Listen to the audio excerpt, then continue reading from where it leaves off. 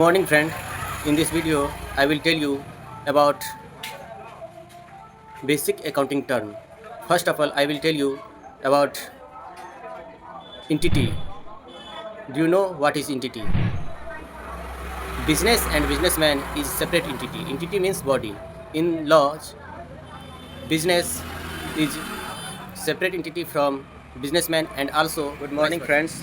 In this video I will tell you about basic accounting term. I am on this shop businessman and this is my shop, this is my business, you know. And you should know what is entity. Entity means body, and in the law, in the business law says business and businessman is separate entity. Means businessman is separate and business is also separate from businessman. तो हम दोस्तों इसमें ये समझाना चाहते हैं, मान लीजिए ये मेरा कुछ मेरे हाथ में रुपया है, ठीक है, और मैं इस बिज़नेस को देना चाहता हूँ, ठीक है।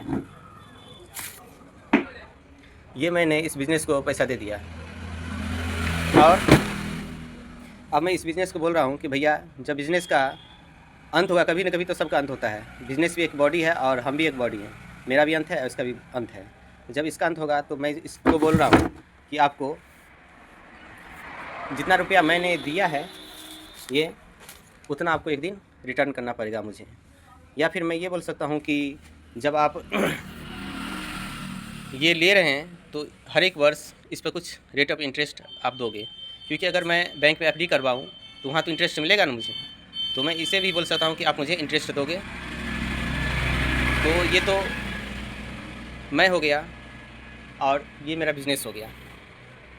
तो ये बिज़नेस अलग है मेरे लिए और मैं बिज़नेस के लिए अलग हूँ।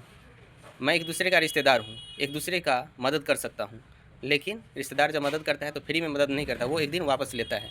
तो ठीक इसी प्रकार मैं भी इससे वापस ले सकता हूँ और लूँगा ही। तो मैं ये समझाना चाहता हूँ कि बिज़नेस जो है बिज़नेसमैन से अलग है। जब हम बिज़नेस को कुछ रकम दे रहे हैं तो बिज़नेस हमें एक दिन वापस करेगा और वो अपने बुक ऑफ अकाउंट्स में